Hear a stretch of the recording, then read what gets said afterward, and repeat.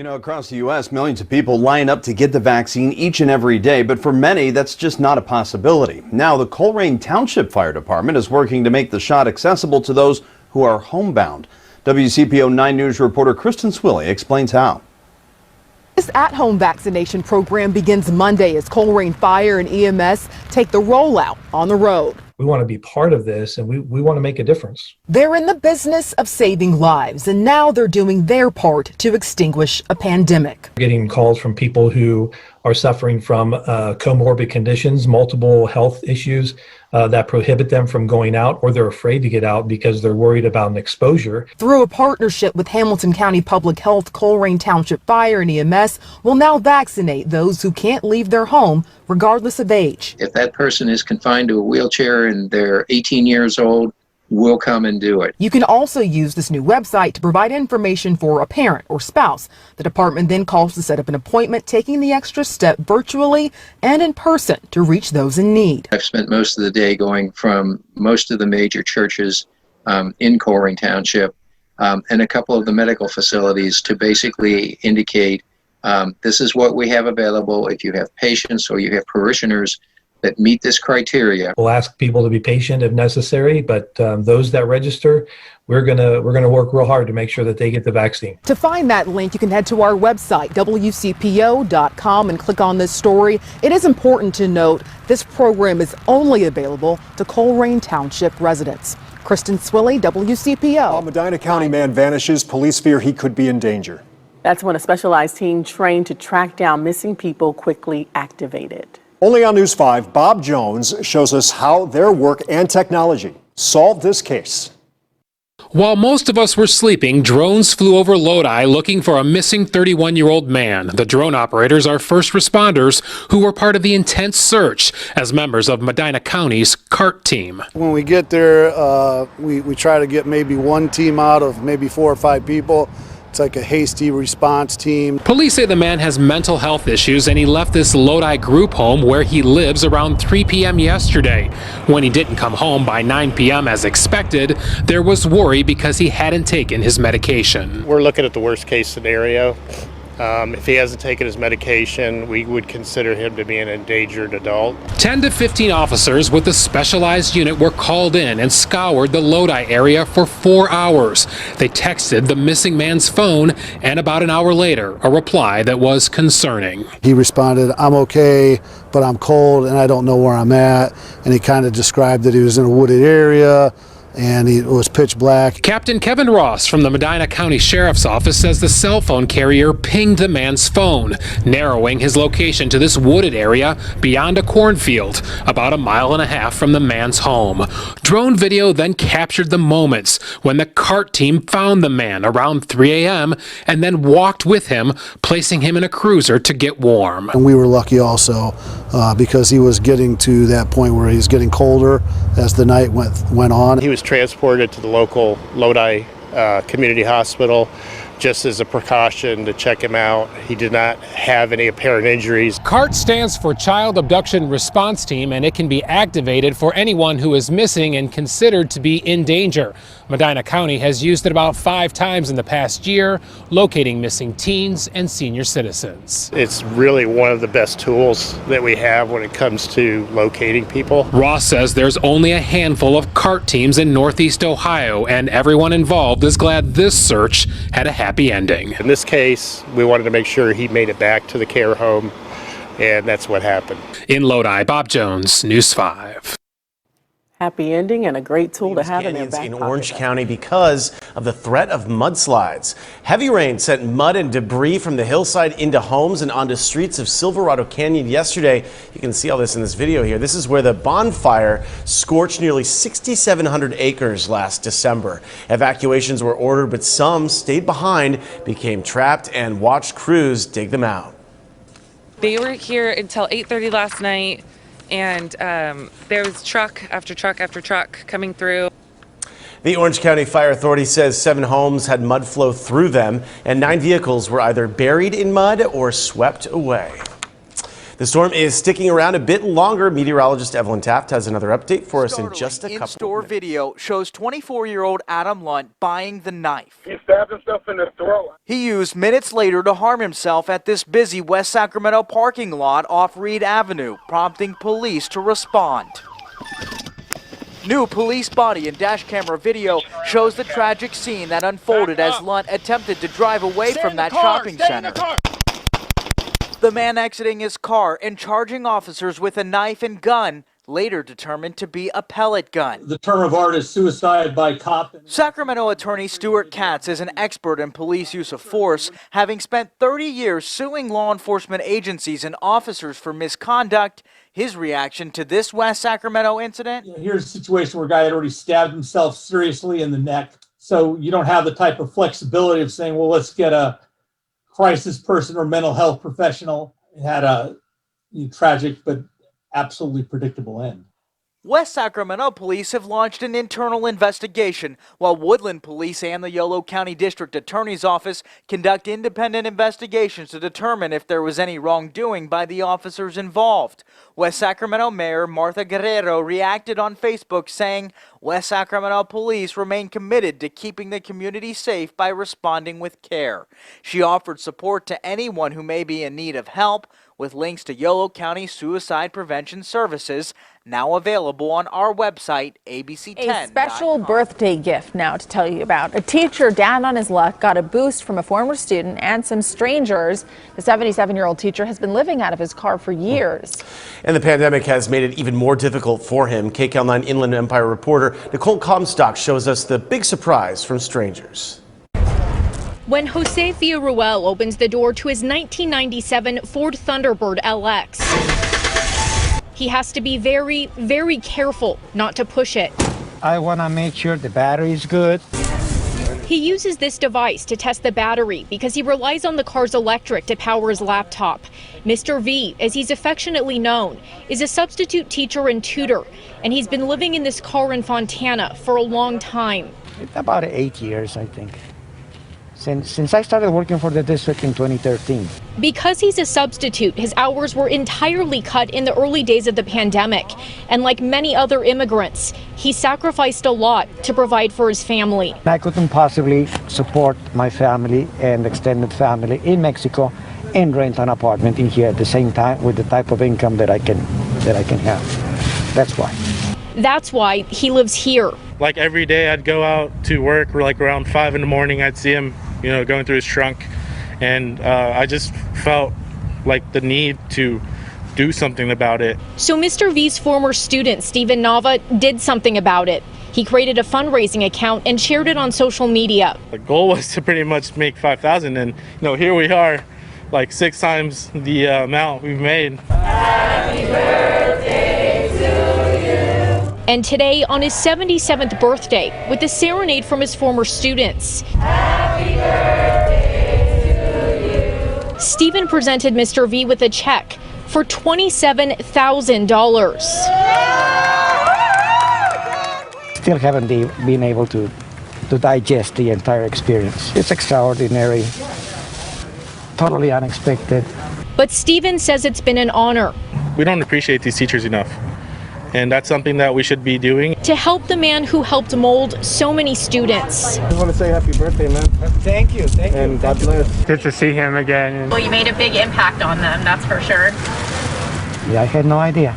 Reporting in Fontana, Nicole Comstock, KCAL 9 News. Today on the ocean off the North Shore. A paddleboarder suffered serious injuries at Stanwood Point in Gloucester. The 59-year-old man cut his leg on a sharp object in the water that slashed an artery. Emergency crews were able to apply a tourniquet to control the bleeding and bring him ashore. Once we controlled the bleeding, we basically immediately stabilized him, which was very fortunate that we were successful at doing that.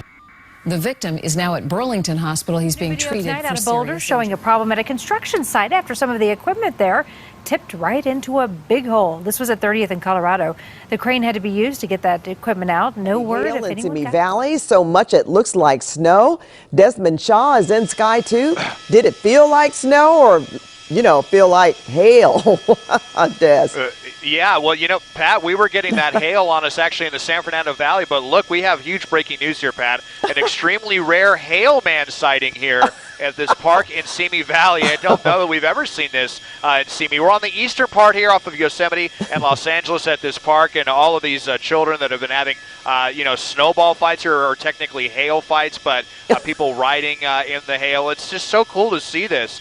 It's so rare to see so much hail at such a low elevation. I'll just kind of widen out so you can see all the hail on people's roofs, and it's up into the foothills. It looks like we're in Colorado at the moment. So cool to get this treat, and because it's near sunset, the hail is going to last longer than a couple of minutes. So really cool rarity here in Simi Valley. Live in Sky 2 overhead, I'm Desmond Shaw. Pat, back to you in the studio. Gosh, we so appreciate that, Des. The first hail man I think I've ever seen in my life. Wonder if it has a corn cob pipe. She does have amazing talent. Well, when you go to the doctor, you expect to receive the best possible treatment. But does your doctor unknowingly misdiagnose or not treat you based on your race or gender? Our Vincent Hill examines the hidden bias in the medical field. Have you ever been called a name? I was shocked at first because I had never heard it before. But then once I had, I wasn't sure if it was malicious or not. Emily Soa has, but not because the color of her skin or anything else you can see. I have sickle cell anemia, and my mom does as well. She earned the nickname because of her medical condition. I've seen people come in with sickle cell and how they're treated and called sicklers. From sickler to future doctor, her disease shaped her future. Just watching the healthcare roles and how doctors work with nurses and PAs and everyone, and seeing how that works made me interested in the field. Soa studies medicine at Oklahoma State University Medical School, but says as a woman, most people, when they see you in scrubs in a hospital or outside of the hospital, think you're automatically a nurse or an LPN or anything but a doctor. A double-edged sword. As a person of color too, most people really just don't even know what you are, but doctor is not the first thing that comes to mind, that's for sure. That assumption shows the hidden bias of people who see her. Soa says the bias patients show her can also affect how doctors treat their patients. I've witnessed patients being discriminated on or have biases in how it affects patients. Dr. Jabran Pasha agrees. There is a really big contribution from implicit bias on behalf of physicians. Dr. Pasha is an internal medicine doctor with OU Physicians. He also teaches implicit bias in the medical field. Dr. Pasha says hidden bias of good doctors can mean lifelong challenges for people young and old. Hispanic children, black children are much less likely to receive a diagnosis of ADHD and be put on medications that can really propel them towards success, but they're more likely to be diagnosed with behavioral problems. We have found that there's this belief that black people actually have thicker skin, which makes them a little bit more, tough. A report by the Proceedings of the National Academy of Science shows around 40% of first and second year medical students believe this myth is true. It can mean doctors take black patients less seriously. The hidden bias of good physicians just don't affect black patients either. Women get shortchanged when it comes to pain. Oftentimes there's a narrative that if men are in pain, they must be really bad. Now, and we to need the to get pandemic, the first anniversary was marked with some exciting news from Olympia to D.C. And let's remind you of that big federal announcement in case you missed it on Nightly News. President Joe Biden called to make all American adults eligible for vaccinations by May 1st. The governor's office didn't respond to that timeline directly, but did send us a statement about Biden's plans that said, in part, quote, "With the resources now at hand, we can take a significant step closer to the day when vaccinations are commonplace and the virus is under control." But just before that announcement, Governor Inslee announced every part of the state is moving forward in a big way. Drew Mickelson reports. Governor Jay Inslee said thanks to some encouraging trends, he had a, quote, boatload of good news to share. Under his so-called Healthy Washington plan, Inslee says the entire state will move to phase 3 on March 22nd, meaning restaurants and gyms can be at 50% indoor capacity and up to 400 people can attend indoor or outdoor activities. Fans can start attending professional sports after that day as well, up to a 25% capacity. Youth and high schools can start having fans next Thursday, March 18th. And the next phase of people who can be vaccinated, agricultural workers, grocery workers, transit employees, all qualify next Wednesday, March 17th.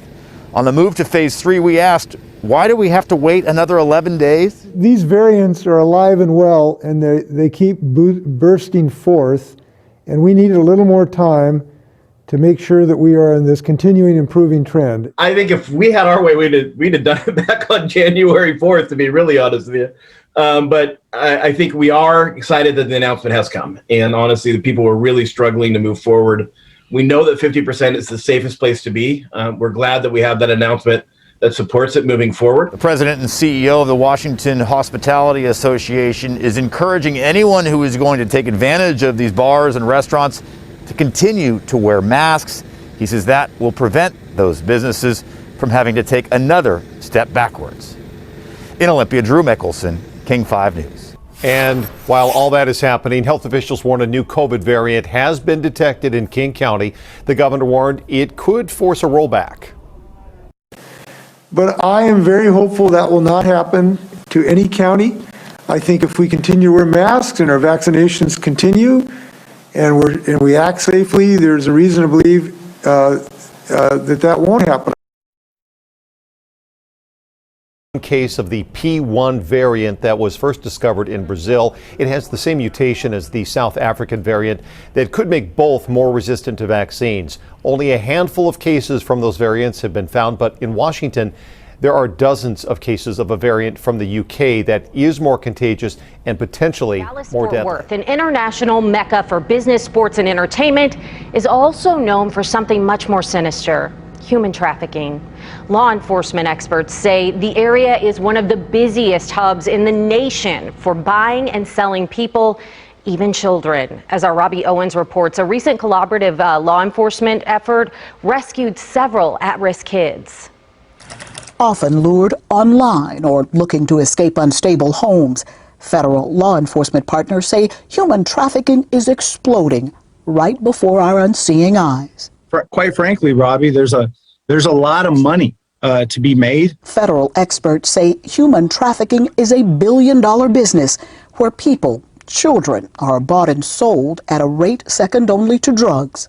Unlike narcotics, where that contraband's being consumed and then you run out of it and have to bring in more or order more, we're talking about human beings that can be exploited over and over and over again.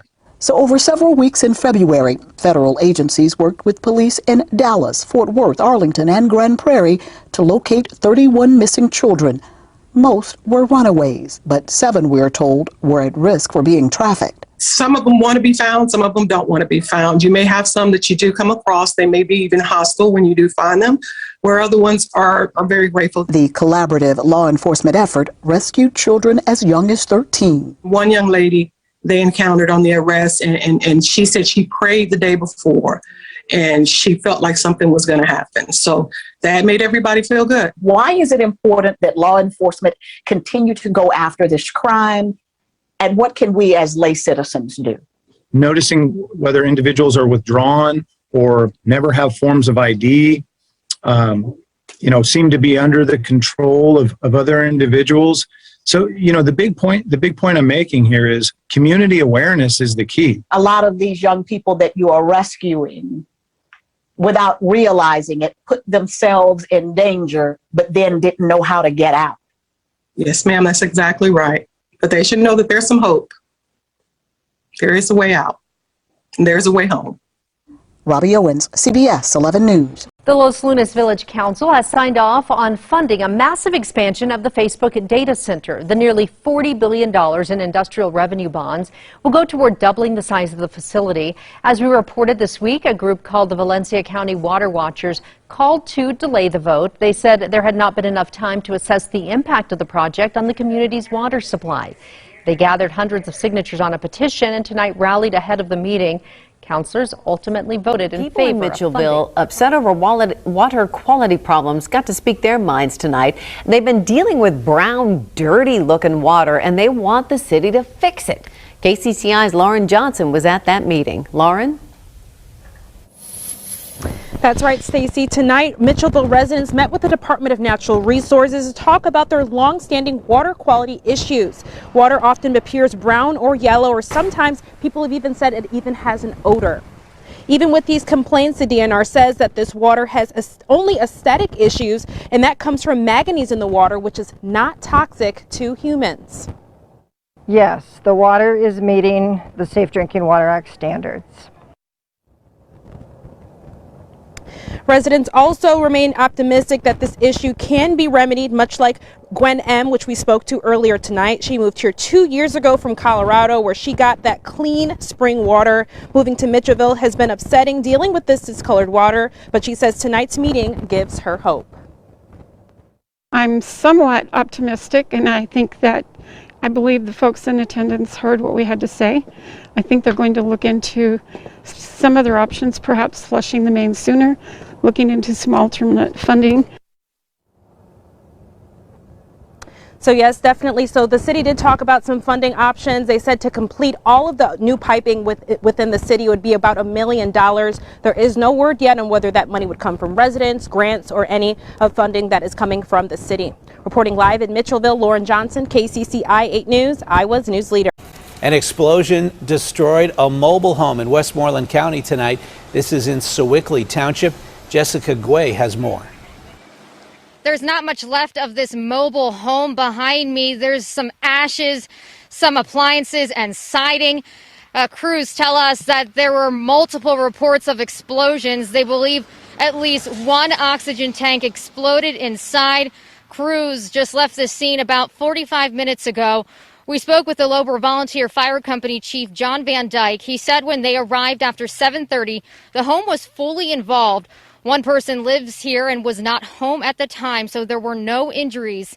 This mobile home is on the 100 block of Sutersville Road in 𝐶𝐂 Township. Van Dyke tells us they have not located a second oxygen tank that they believed was inside. The state police fire marshal was here tonight searching for what may have started the fire. Van Dyke explained how dangerous explosions like this can be for them. Anytime oxygen tanks, ammunition, anytime they're in a home and a fire happens, it puts a danger to the firefighters. Of course, with the explosions, there were reports of multiple explosions at this location. The Red Cross will assist the man who was living in this mobile home. In 𝐶𝐂 Township, Jessica Guay. Molson Coors says it experienced a system outage caused by a cybersecurity incident. The company released a statement saying it has a leading forensic IT firm to help investigate what exactly went wrong. Although the Coors Brewery is still operating in Golden, Molson Coors headquarters is now in Chicago. Genetic research and implementation is the main goal of an industry-wide mandate for the U.S. sheep industry. With more on this new and exciting endeavor to help the industry travel from the traditions of the past to the innovations of the future, here's the Montana Ag Network's Russell Nemitz. In an effort to help strengthen the industry and in the end make producers more efficient and profitable, the U.S. sheep industry is excited to announce Sheep Genetics USA. Over the past 15-20 years, we've had the National Sheep Improvement Program, which really has advanced the ability for our producers to take phenotypes, develop programs for producers to input phenotypic data. And as that progression has moved forward, we've needed this next segment of our industry, Sheep Genetics USA, to really take that pedigree information, that phenotypic information, and then try to pair it with some of our genetic traits. So we're really reinforce that program. And what Sheep Genetics USA does is really takes the information and the entire industry segment and a grassroots level to try to prioritize some of the projects that we have in the sheep industry right now and in the future. He says that research projects are very important to the U.S. sheep industry, and Sheep Genetics USA will help connect industry stakeholders. you know, not only what we have going right now, we've had some really important projects that are going, but that connectivity of the entire industry is important to put power behind those projects. So we've got, in this program, we've got the end user, we've got ALB, consumer portion, feeders and packers, we've got sheep producers, we've got the breed industries. And what our idea is to really come together, develop the grassroots programs that are important for those individual groups, come together and get behind these projects so we can really leverage the power of the industry to go after large grants, which it really takes to do these genomic research projects. Andy says the success of Sheep Genetics USA ultimately depends on industry participation. What we've done, we rolled out this idea. We've got bylaws. We've put together a membership form. At the convention, we rolled out the program. And if you go to sheepgeneticsusa.org, there's a membership form that any sheep producer or any researcher can go on, pick their representative committee, and be a part of the process. From that membership, we're going to select action leads that will really identify those projects and make that flow of information work across the industry. In Lavina, Russell Nemitz, MTN News. Thanks, Russell. And membership in Sheep Genetics USA is free. Features on the surface of Mars are getting names in Navajo. It's common for NASA mission members to nickname landmarks and geologic features to make them easier to keep track of. This time around, the Perseverance rover team is working with the Navajo Nation to come up with informal descriptors for parts of the Martian landscape. Among them are Navajo words for red rock, diligence, and amongst the sand, as well as the word for Mars itself. Navajo President Jonathan Nez and a team of advisors came up with a list of 50 names for the NASA team to start with, and they plan to keep adding more. President Nez says he hopes the partnership will inspire more young people to learn and preserve the Navajo language. Now a CBS 2 exclusive. New video of a COVID confrontation at a Costco in the northern suburbs. A Chicago public schools teacher arrested, accused of spitting on a man. It's a crime she says she didn't do. But CBS 2's Stephen Graves reports the video may tell a different story. Yeah, from the start, the special education teacher said all accusations against her were false. Video at the exit of this Mettawa Costco now giving a little more context. It was another summer day of shopping last July. Customers going in and out of the store, their faces blurred now for privacy reasons. A man is seen pulling out a cart, then backing up. Another cart pushes his out of the way. A woman darts out from behind. She then abruptly turns around, making a beeline for the man. You see she takes her mask off, confronting him. Lake County deputies say in that moment, Elizabeth Mock spit on him and said, quote, "I am a school teacher and I have COVID-19. They say she was mad the customer was not wearing a mask in the store. Another camera angle shows him without that face covering on and her following him out the doors. Mock was charged with battery and disorderly conduct. Last week, a Lake County judge ruled she was not guilty of battery. Court paperwork says Mock claims she went up to the man because he called her an expletive. And watch again. Right here, she says this was yelling, not spitting. But Mock was found guilty of disorderly conduct, a misdemeanor. She has to complete 50 hours of community service, 12 months of supervision, and pay hundreds of dollars in court fees. Confrontations like hers were common last summer during what seemed to be a rash of COVID confrontations in stores around the country. One in McHenry County, where a woman claimed white power and got into a fight, also ended in charges being dropped. And back here, Mock must also maintain her job with Chicago Public Schools. Today we enacted it at 11:30 a.m. when we realized that we were starting to get busier with some of the calls. The Oklahoma City Fire Department sends out a task force, different from Oklahoma Task Force 1, when there's a high potential for wildfires like today. That just means that we're sending the closest resources. That's just the initial response, and they can send additional resources if they need to. We're going to send the closest 2 engines and the closest 2 brush bumpers, the closest tanker. So it could be any of our firefighters across the city who are assigned to that particular task force. When the vegetation is already dry, like it is today, the response is typically activated when the humidity drops and the winds pick up. The Oklahoma City Fire Department says that that's typically in the afternoon for us, between noon and 5 or 6 p.m. And that's when we usually see an increase in local grass fires. Sparks coming off a train track, cigarettes thrown out of a car window, or outdoor burning are all some of the reasons why grass fires started just in the last few days. Just know that when the conditions are like this, that anything that you do that causes even the smallest spark could be all it takes to start one of these grass fires. Meteorologist Sabrina Bates, 𝐘𝐎𝐍 5 News.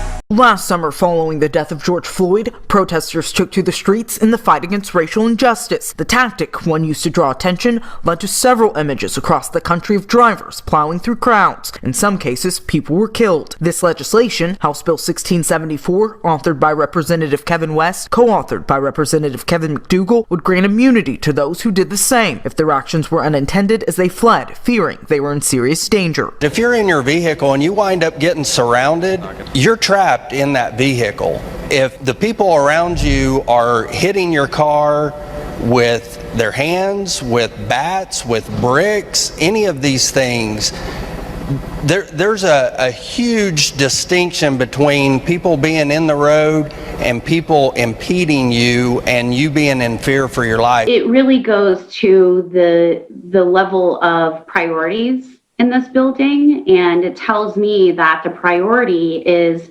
simply pandering to folks who don't agree with protesters instead of addressing the root issues that led people to protest. If passed, the measure would also update punishment for rioters while fining organizations thought to have conspired with guilty parties, and could result in jail time or a fine of up to $5,000 for all who obstruct traffic. I think it's a really reckless and dangerous piece of legislation, and it's a really reckless and dangerous message to send to Oklahomans. Portia Riley, 𝐘𝐎𝐍 5 News.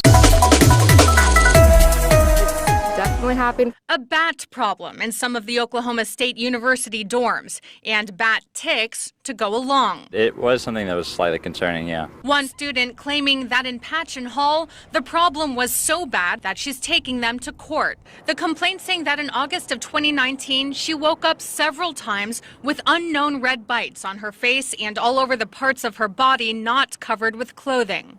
Her attorney arguing that she was not aware the bites were being caused by bat ticks, deeply nested and rooted in her dorm room's ceiling from bats living above her bed in the ceiling. The complaint cites CDC statistics, stating that bats cause 7 out of 10 rabies deaths in the U.S., and that after more than 25 separate bites, Mary had a substantial risk of rabies transmittal by blood. However, the OSU Health Clinic allegedly failed to give her preventive rabies shots until she pressed the issue. That's a bit of a worry. Earlier this week, a bat spotted in one of the Patchen Jones dorms. We got a text in our dorm group me that there was indeed a bat in the elevator. An email sent to dorm residents alerting them that, quote, "We have had bats make their way into the upper floors of Patchen Jones Hall. Please be aware that as the year goes on, this could happen again." OSU declining News 4's requests, saying they can't comment on pending litigation. Students dealing with the fear of the ticks as best they can. Just washing the sheets mostly, a little more consistently than normal. That's really the main thing. I mean, there's not much else we can really do. The personal information of thousands of Utahns who were tested for COVID-19 may be in the wrong hands after a massive data breach. Well, that's not good. An internet security firm discovered the breach involving Premier Diagnostics. Fox 13's Diego Ramos spoke with the editor of Comparitech, which first reported the possible breach. Comparitech's investigation found that Premier Diagnostics was storing their customers' personal information on a publicly accessible server that was not protected by a password. This data could be in anyone's hands now, so your ID, your medical card are probably somewhere on the dark web. Lehigh-based Premier Diagnostics operates 11 COVID testing sites across northern Utah. In order to get tested, customers must submit front and back pictures of their insurance ID cards, as well as driver's licenses, passports, or other forms of ID. They take a photo of your ID, the front and back of your ID, and the front and back of your medical insurance card. They had stored all that data on a server that was publicly accessible online without a password. Meaning anyone with the know-how, like cyber criminals, could easily access all of that personal and private data. We don't know for sure that any malicious parties got to it, but we've run honeypot experiments before where we see activity on that sort of unsecured data within a matter of hours, and it took them a few days to get it secured. Comparitech found that roughly 52,000 Premier Diagnostic patients are affected by the possible breach. The data was finally secured on March 1st. So we know it was exposed between February 22nd and March 1st. Giving internet thieves plenty of time to get their hands on the data. It's low-hanging fruit. It's really easy. They use the same tools that we do, that we use to find the database in the first place. They use the same tools to find it and steal it. 𝐉𝐄𝐻 says luckily there was no payment information tied to the database, but is concerned about the possible leak of thousands of patients' medical insurance ID cards. Medical insurance fraud is a crime that people can perpetrate using someone else's insurance, basically identity theft. If you received a COVID test from Premier Diagnostics, 𝐉𝐄𝐻 recommends keeping an eye on your medical bills for any suspicious charges. Premier Diagnostics has not responded to our requests for comment on the issue. In Salt Lake City, Diego Romo, Fox 13 News, Utah. Breaking news in South County, where a string of brush fires along Route 95 is under investigation tonight. The fire stretched between several exits and caused big traffic backups on 95 South. 12 News reporter Rob Nesbitt joins us live from West Greenwich with what investigators are saying now. Rob? Shannon, I'm beside the southbound lanes of Interstate 95, about a mile before exit 5, and this is what it looks like here. You can see black, charred grass from the side of the road all the way up to the tree line here. Fire crews from West Greenwich, Exeter, and Hope Valley responded to multiple brush fires along the highway. Chief Justin Lee from Hope Valley Fire District told me over the phone that the fires were scattered between exit 6 and 2, saying that the fire near exit 2 burned about a half an acre of land.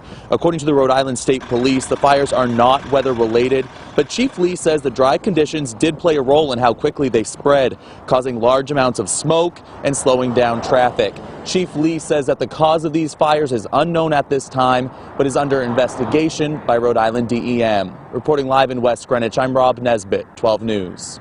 Well, at vaccine sites like this one at McClellan Park, eligibility requirements really limit who can drive up. But new tonight, all adults to be eligible by May 1st. But are state and local governments ready for the floodgates to open? Well, they say it's hopeful.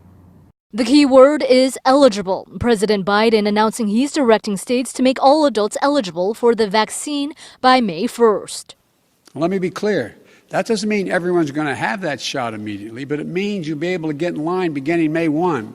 Despite ongoing supply issues, state and local officials around California say the infrastructure is ready. We have ramped up our workforce, so what we need are the doses, and we will be able to get the job done. Despite ongoing supply issues, state and local officials around California say the infrastructure is ready. They just need more doses. To boost the supply, the White House helped broker a deal between two pharmaceutical competitors earlier this month. Merck and Johnson & Johnson are now working together to manufacture Johnson & Johnson's single-shot coronavirus vaccine. That shot is now widely available in California. 320,000 doses arrived this week. It was the vaccine administered at this clinic at Natomas High School Thursday. The Biden administration also plans to launch a federally supported website to help Americans find and schedule vaccine appointments. We asked Blue Shield how this would impact California's efforts to use MyTurn as the state's singular vaccine site. Now, a spokesperson did not answer that question, but did say that they will continue building out the provider network as more doses come in. So while the city of Austin fights the governor's order to lift the mask mandate, county leaders in rural parts of Central Texas tell KVU's Mike Maroot the governor's move won't change much for them. Here in rural Central Texas, people are usually flocking to the town square, but you might notice there's not a whole lot of foot traffic right now. We've got a lot of cars out there, a lot of people because of the courthouse during the week, but on the weekends it's a ghost town. About a year ago, when coronavirus was just getting a foothold here in Texas, Governor Greg Abbott said it didn't make sense to have a statewide shelter-in-place order because not every county in Texas is the same. I am governor of 254 counties in the state of Texas. More than 200 of those counties in the state of Texas still have 0 cases of people testing positive for COVID-19. That reasoning from Governor Abbott still holds water today when we're talking about wearing masks in certain counties across Texas. For example, Fayette County in the past 7 days has only had 22 new cases of coronavirus. Or 4 hours from here, Mason County, they've only had 2 new COVID-19 cases in the past week. County leaders from both places say that the mask mandate being lifted doesn't change much of anything for them. We have very intelligent, very well thought out people in our community that can make good decisions, and that the government's job is not to tell them what to do in every little step of the way. It doesn't really affect things a whole lot because, 75% or 100% in a small town like ours, it's not going to fill you up anyway. In Fayette County, I'm Mike Marute. Sales of Dr. Seuss books have skyrocketed. Last week, the author's estate announced that it planned to stop publishing 6 books which have racial and ethnic stereotyping. Well, since then, more than 1.2 million copies of Dr. Seuss's books have sold. The top sellers weren't the books that were being pulled, though they saw a surge in sales also. The Cat in the Hat alone sold more than 100,000 copies. Soon, having proof that you got vaccinated could be just as important as making sure you have your ID. And today, we caught up with the Department of Health and asked them what's to prevent someone from forging a COVID vaccination card.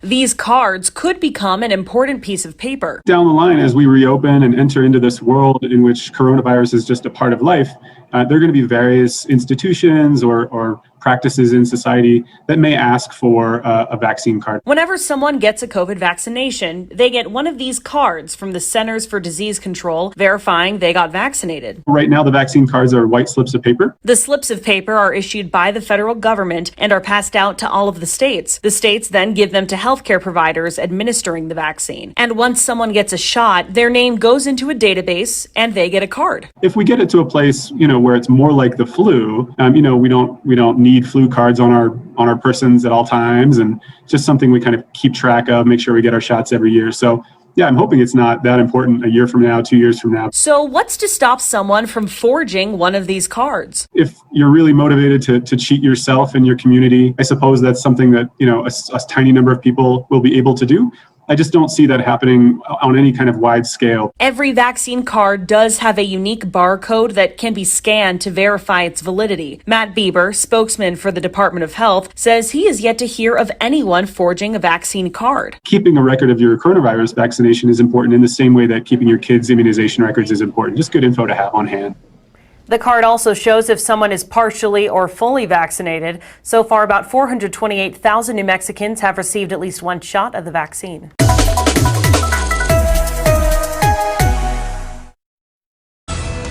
You should know that Texas gas prices are reaching a 2-year high as the price of crude oil continues to climb today. The latest, the state average is at $2.57 per gallon, which is 10 cents higher than it was last week, 54 cents higher than it was last year at this time. The national average price per gallon is $2.83, which again is 49 cents more than last year. Crude oil prices continue to climb because of the decision by the Organization of the Petroleum Exporting Countries and its allies to keep current production cuts until the month of April. Long lines show the demand for the COVID-19 vaccine. This video from a vaccine clinic in Elk Grove last month. Benchmark Research is a company with a Sacramento location that's leading the clinical trial research efforts to help get more vaccines on the market. We were the very first clinical research site here in the U.S. to conduct a vaccine trial for COVID. Van Johnson, the Vice President of Business Development and Global Alliances, says there's research underway right now for several more COVID-19 vaccines, including a second one from Johnson & Johnson that would be a 2-dose version. He says clinical trials, where a variety of people volunteer to take the medicine before it gets distributed nationwide, are a key to a vaccine's approval for production. Until we get a number of people in to do these studies on, we won't know exactly how it will work, how it will affect the particular body as a whole, and how it will actually attack whatever the disease is. That's why Benchmark is pushing for more minorities like African Americans, Asians, and Latinos to get involved. If you just have one group of people that you're conducting this study on,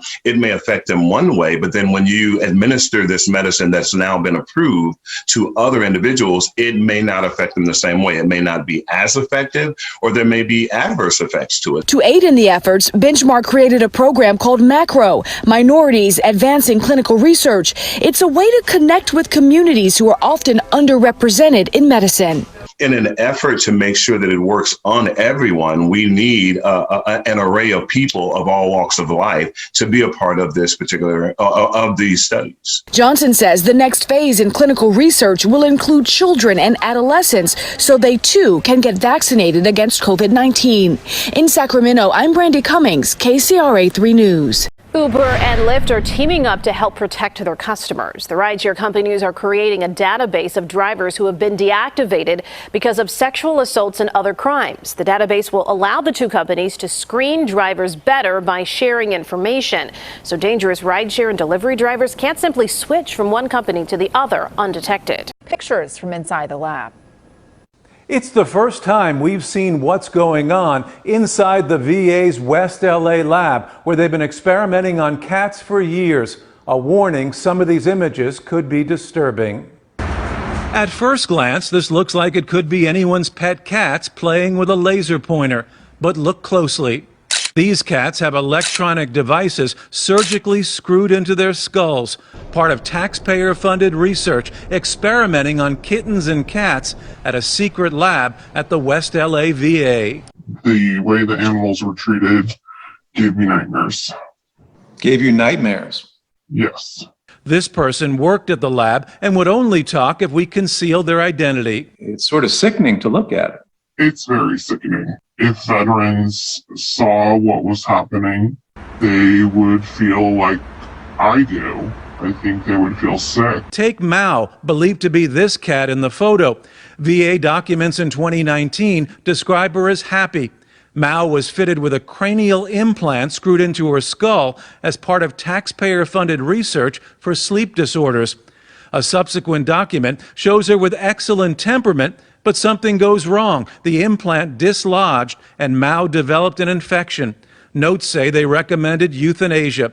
And the former VA employee says Mao's not the only one. There were so many of those skull implants that got infected that it just doesn't seem right. There has to be a better way. And even when it goes well, the end result is the same. Take Artemis, this black and white cat. Documents described him as purring, friendly, and curious.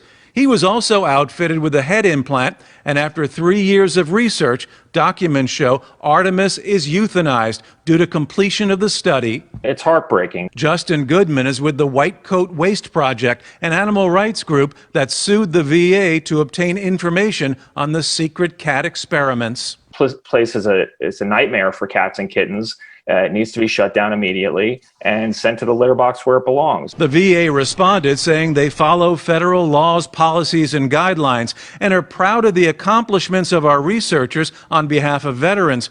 While they retain the authority to perform research in animals in the future, the West LA studies, they say, have reached their program completion, meaning experimenting on cats, at least for now, is ended. That sounds like you don't trust them. I don't trust them. Members of Congress, like Nevada Congresswoman Dina Titus, don't buy it. We want to be sure that not only is the financing not there, but it's in law that they can't continue. She's going to be introducing legislation, along with Florida Congressman Brian Mast, that would pull financing for any cat experiments at the VA. We have some breaking news tonight just into our newsroom as reports come into our station of a large structure fire in downtown Tyler. This is cell phone video sent to us by KTK viewer Aaron Herman. Now, it is believed that the blaze is taking place that an empty strip mall just north of downtown, pretty much downtown, is on fire right now. The flames are huge. We're even picking it up on our tower cam here at the intersection of the Loop and Old Bullard. So we have a KETK crew headed to the scene. And of course, since this is a developing story, we will keep you updated as soon as we learn any more information, especially online, KETK.com, as well as tomorrow morning on KETK. Karen, it's a rare occurrence. They are called sprites and have been observed high above Oklahoma. Scientists believe they are caused by a positive bolt of lightning underneath a thunderstorm, and in a balancing act of nature, the sprites are a way to disperse electrical charges vertically, equally. Paul Smith is a local photographer and sprites expert. The lightning strike, it changes the electric field in the upper atmosphere to this critical level where the air breaks down and you see it get excited, and you see this red color of nitrogen molecules being excited kind of instantaneously, and it only lasts like 40 milliseconds, like a fraction of a second. Lightning sprites can extend upwards of 50 miles and can measure 30 miles across. Meteorologist Brandon Woolley, right now, the rain and the snow has pretty much tapered off. We are getting a little bit of precipitation, but the story here tonight is the cold, frigid temperatures. Take a look at the 5 freeway. You can see it is smooth sailing tonight, flowing very well in both directions, but it was a treacherous commute earlier. Steady rain made for a soggy commute along the Grapevine in Lebec as a winter storm barreled through the area, dumping snow in the mountains. The 5 freeway was backed up for miles this afternoon because of the slick road conditions. The rain and slush made it so dangerous for drivers, CHP officers had to run escorts in both directions. At one point, it was a bit too risky on the southbound side of the 5, so officers temporarily closed all lanes from Grapevine Road to Lake Hughes Road. I had an idea that it was going to be somewhat cloudy at least. Guillermo Delgado is thankful he didn't get stuck in the mess. By late evening, roads were clear thanks to Caltrans crews who were on it today, plowing and spreading de-icer. Abel Carrillo told us he's taking it easy as he heads to Lake Elsinore. We're coming from Washington, so we're used to it. Just take your time, nice and smooth. Don't rush. Don't try to cut anybody off or zoom on by, and you'll be fine. It's just don't panic and you'll make it. Video from Drone 9 gives a bird's eye view of the snow-dusted mountains. A beautiful sight driving along the Grapevine. Hard to believe spring is just over a week away. So this is kind of nice, actually. It's different, and just a little. I think it was just a little bit of a little cautious on the road. That was about it. Yeah. Again, smooth sailing on the 5 freeway tonight. No CHP escorts or road closures needed, but the CHP says that they are monitoring the conditions and will adjust as necessary. Live in Lebec, Candace Crone, KCAL 9 News.